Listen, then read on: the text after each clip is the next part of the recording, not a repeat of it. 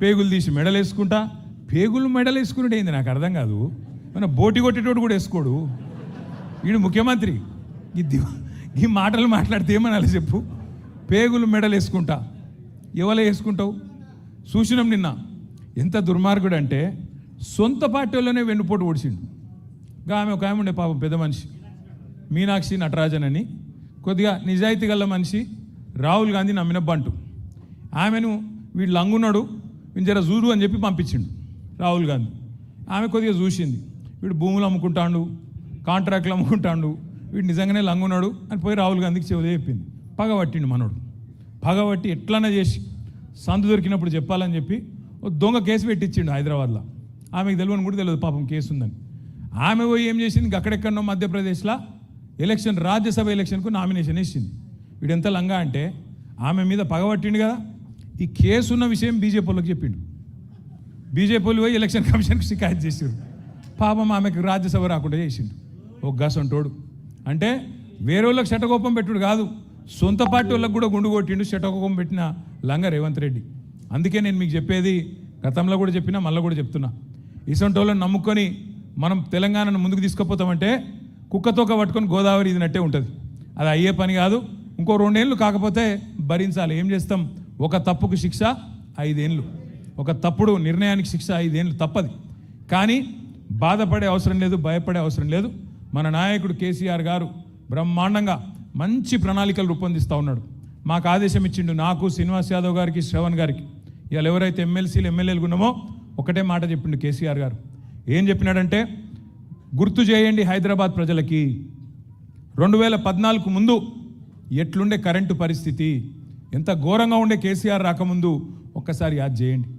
ఆ రోజుల్లో 2014 ముందు కాంగ్రెస్ ప్రభుత్వం ఉన్నప్పుడు ఎంత ఘోరంగా ఉండే కరెంట్ అంటే, ఎండాకాలం వచ్చిందంటే ఎక్కడ కూడా కనీసం పంక తిరిగే పరిస్థితి లేదు. మధ్యాహ్నం ఓ 10 నిమిషాలు పొద్దంతా పనిచేసి 10 నిమిషాలు కునుకుదిద్దాం పండుకుందాం అంటే కూడా ఇంట్లో పంక తిరగదు. ఇన్వర్టర్ అన్న పెట్టుకోవాలి, లేకపోతే అపార్ట్మెంట్ల కింద జనరేటర్ అన్న ఉండాలి. ఆ జనరేటర్ డీజిల్ గబ్బుతోని అపార్ట్మెంట్ అంతా ఆగం కావాలి తప్ప ఆనాడు కరెంటు కూడా దిక్కులేదు హైదరాబాద్లో 2014 ముందు. మనకి ఇళ్ళల్లోనే కాదు, పరిశ్రమలు నడుపుదామంటే కార్మికులు ఎవరైతే పనిచేస్తారో అక్కడ వారానికి 3 రోజులు పరిశ్రమ యజమానులు సెలవు ప్రకటిస్తుండే, హాలిడే ప్రకటిస్తుండే, ఇండస్ట్రియల్ హాలిడే. 3 రోజులు వారంలో, 4 రోజులే పరిశ్రమలు నడిచే పరిస్థితి. అట్లాంటిది కేసీఆర్ గారు వచ్చినాక 6 నెలల లోపలనే 24 గంటల కరెంటు హైదరాబాద్కు మళ్ళీ తిరిగి పరిచయం చేసిన నాయకుడు మన నాయకుడు కేసీఆర్ గారు. అదే స్ఫూర్తితోని మీకు చెప్పమన్నాడు. నాకు, శ్రీనివాస్ యాదవ్కు కేసీఆర్ గారు చెప్పినారు. ఏం చెప్పిండు? 24 గంటల కరెంట్ ఎట్లయితే ఇచ్చినామో మళ్ళీ 2028లో తిరిగి వచ్చిన తర్వాత 24 గంటలు మంచినీళ్ళు ఇచ్చే బాధ్యత కూడా మనమే తీసుకుందాం. గులాబీ జెండాని తీసుకుంటుంది. గల్లీ గల్లీకి, ఇంటింటికి 24 గంటల మంచినీళ్ళు కూడా ఇచ్చి చూపెడతామని చెప్పి కూడా నేను విజ్ఞప్తి చేస్తున్నా.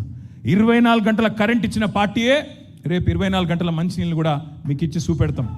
కేసీఆర్ గారు ఏదైనా పట్టుదలగా తీసుకున్నాడంటే బరాబర్ చేసి తీరుతాడు. రానే రాదన్నారు తెలంగాణ. యాడైతే తెలంగాణ అయితే దాకా ఈ బకటాయనతో అన్నారు. వచ్చిందా లేదా ఇవాళ తెలంగాణ? గట్టిగా పట్టుబడితే ఇంపాసిబుల్ అనుకున్న తెలంగాణనే సాధించిన నాయకుడు కేసీఆర్. కరెంటు రాదన్నారు, తెచ్చి చూపెట్టిండు. పరిశ్రమలు పారిపోతాయన్నారు హైదరాబాద్కి వెళ్ళి. 3 లక్షలు ఉండే ఉద్యోగాలు ఐటీలో 3,23,000 ఎక్కడికి వెళ్ళి ఎక్కడ తీసుకున్నారు? 10 ఏళ్ళలో 3,23,000 వెళ్ళి 10 లక్షల ఉద్యోగాలకు తీసుకుపోయిండు కేసీఆర్ గారు ఐటీ రంగంలో మన పిల్లల కోసం. అట్లాగే ఏం చేసిండు కేసీఆర్ గారు అంటే 1-2 కాదు, కరెంటు మంచిగా చేసిండు. మీ ఖైరతాబాద్లోనే జలమండలి ఆఫీస్ ఉంటుంది. నేను చిన్నప్పటికెళ్ళి నేను కూడా మీకు ఖైరతాబాద్లో పెరిగిన, ఎర్రమంజిల్లో పెరిగిన. నేను ఆ నిమ్స్ హాస్పిటల్ పక్కకు ఎర్రమంజిల్ కాలనీ క్వార్టర్లు ఉంటాయి, ఎమ్మెల్యే క్వార్టర్లు ఉంటాయి, అందులో పెరిగిన నేను కూడా. ఆ 135 బస్ ఎక్కి పోయేటోని నేను కూడా. ఏదో వెంకటరమణ కాలనీ మీదకి వెళ్ళి, ఆనందనగర్ కాలనీ మీదకించి ఖైరతాబాద్ చౌరస్తా మీకు అందులోకెళ్ళి పోయినోని నేను కూడా. 135A అనుకుంటుంది. ఎందుకు చెప్తున్నా అంటే ఆ బస్సులో పోతుంటే ఖైరతాబాద్ HMWS ఆఫీస్ కాడికి వచ్చే వరకు ఎండాకాలం వచ్చిందంటే చాలు, కుండలు, బిందెలు, లొల్లులు, ట్రాఫిక్ జాము, ఆగమాగం. మా షకీలారెడ్డి గారు ఇక్కడే ఉన్నారు, తలుపుతున్నారు ఆమె. అవునన్నా అవునని. ఎందుకంటున్నా అంటే 1-2 కాదు, ఇవాళ మొత్తం అన్ని ప్రతిపక్షంలో ఎవరుంటే వాళ్ళు. కాంగ్రెస్ అధికారంలో ఉంటే టీడీపీ ధర్నాలు, టీడీపీ అధికారంలో ఉంటే కాంగ్రెస్ ధర్నాలు. జలమండలి ఆఫీస్ ముందు కుండలు బిందెలు వాటర్ ట్యాంకర్ల కాడ లైన్లు. ఇది హైదరాబాద్ పరిస్థితి 2014 మున్పు. కానీ కేసీఆర్ గారు వచ్చినాక మంచినీళ్ళ వసతి మంచిగా చేసి గరీబోళ్లకు 20,000 లీటర్లు ఉచితంగా ఇచ్చిండా లేదా? 20,000 లీటర్లు. మనం ఉన్నప్పుడేమో 20,000 లీటర్లు ఫ్రీగా ఇచ్చినాం. ఇప్పుడు ఈయన వచ్చినాక 20,000 లేవు, అవి లేవు, అసలు నీళ్ళే అత్తలేవు. ట్యాంకర్లు ఎమ్మడం మళ్ళీ తిరిగే పరిస్థితి మళ్ళీ వచ్చింది.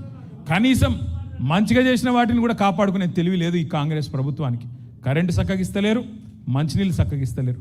కేసీఆర్ గారి నాయకత్వంలో గరీబోళ్ళకు సౌలత్ ఉండాలని చెప్పి మనం రాకమునుపు స్వాతంత్రం వచ్చిన కాడ నుంచి మొన్నటి దాకా 2014 దాకా హైదరాబాద్లో పెద్ద దవాఖానా అంటే ఉస్మానియా కోవాలి, గాంధీ కోవాలి, లేదంటే మీకు హైదరాబాద్లో నిమ్స్.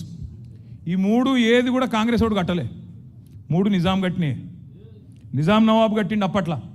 గాంధీ, ఉస్మానియా, నిమ్స్. వీళ్ళు 65 ఏళ్ళు పరిపాలించారు కానీ ఒక్క దవాఖానా కట్టలే. అదే కేసీఆర్ గారు 1 కాదు 2 కాదు 4 టిమ్స్ హాస్పిటల్ కట్టిండు. TIMS Telangana institute of medical sciences. ఒకటి ఇక్కడనే సనత్ నగర్లో నేను మన సీనన్న మొన్న పోయి చూసి వచ్చినాం. అది ఎంత అలీషాన్ ఉందంటే మీరు పరిశాన్ అవుతారు చూస్తే. ఇప్పుడు గిడ మన పార్టీ ఆఫీస్కి వచ్చేటప్పుడు ఈ మూల మీద ఎన్టీ రామారావు గారి శ్రీమతి